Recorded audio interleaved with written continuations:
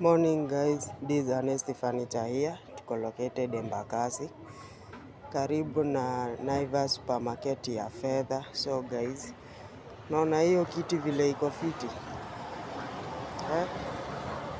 na inaenda na ile ka wing chair guys.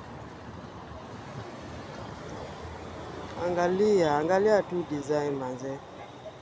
Namba iko hapo kwa bio, unaweza tu hit na utatupata, ama pia unaweza kuja hadi workshop.